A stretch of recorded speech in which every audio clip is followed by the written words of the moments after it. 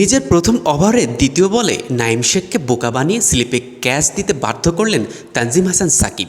তৃতীয় ওভারের তৃতীয় বলে খালেদ হাসানের ক্যাচ নিজে বল করে নিজেই তালুবন্দি করেন এই ডানহাতি পেসার। খালেদ আউট হয়ে এতটাই ক্ষিপ্ত হন যে নিজের ব্যাট পিচের উপর আছাড় মারতে থাকেন।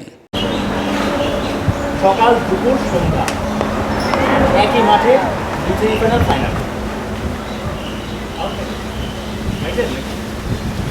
দিদি ধরছে না একদম। টি-20 বিশ্বকাপে সাদা বলে চমক দেখানো সাকিব এবার লাল বলে সাগরিকায় ঝড় তুললেন। চট্টগ্রামে 3 দিনের প্রস্তুতি ম্যাচের সকালের সেশনটা স্বস্তিতে শেষ করেন এই পেসার। দ্রুতই তুলে নেন 2 উইকেট। সাগরিকায় শেষ বিকেলে আরও একটি উইকেটের দেখা পান সাকিব। 90 রানে উইকেটে থাকা বিজয়কে এলবিডব্লিউর ফাঁদে ফেলান, কিন্তু সেই আউট মানতে পারলেন না বিজয়। অল্পের জন্য হলো না সেঞ্চুরি। প্রস্তুতি ম্যাচে এই নিয়ে দ্বিতীয়বার নিজের আউট নিয়ে বিরক্ত বিজয়। খেলা শেষে বিজয় নিজের আউট নিয়ে বলেন, না, আম্পায়ার্স কল মিসিং হইতে পারতো, ওটা মিসিংই ছিল রিভিউতে যখন দেখলাম। আসলে প্রসেসটা ইম্পর্টেন্ট, বললাম যেটা রান আসলে খুব ম্যাটার করবে না যে 140, 150 বা 70 বা 80, বাট ম্যাটার করবে যে how to play next matches বা how to play test matches, আমরা কীভাবে এখান থেকে শিখতে পারি, করতে পারি।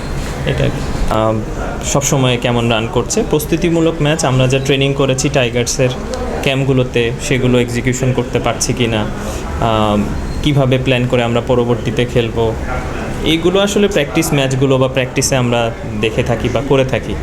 তো অনেক সময় আমাদের কোচদের সাথে কথা হয় বা যারা আছে টেস্ট ক্রিকেটটা ভালো খেলছে, মুশফিক ভাই আছে, সৌরভ ভাই আছে, তাদের সাথে ডিসকাশনগুলো আমাদের সবসময় ওইভাবেই হয় যে এখানে যাই করছি সেটা যতটুকু শেখা যায় যে এই সিনারিওতে এরকম করা উচিত ছিল কি ছিল না, বা আমরা কীভাবে খেললে ভালো হয়, বা এখনকার খেলাগুলো এরকমভাবে চলছে, এই জিনিসগুলো আসলে ফোকাস থাকে। আসলে স্কোরটা কেমন হচ্ছে বিষয়টা এরকম থাকে না, নেসেসারি না, কারণ এখানে না আমার ক্রিকেট ক্যারিয়ারে যোগ হবে না আসলে কোনো কিছু আছে, বাট আমি কিভাবে খেলছি, কিভাবে অ্যাপ্রোচটা দিচ্ছি, কতটুকু শতভাগ দিচ্ছি কি না। তো অনেক সময় স্কোরবোর্ড দেখে আসলে জাজ করি না আমরা, তা আমরা ওইভাবেই চিন্তা করছি। তো প্রসেসে আগাচ্ছিলাম, এখন একটু চেষ্টা করেছি লম্বা সময় ব্যাটিং করার। এটাই আসলে সাদা বলের মতো লাল বলেও আলো ছড়ালেন সাকিব।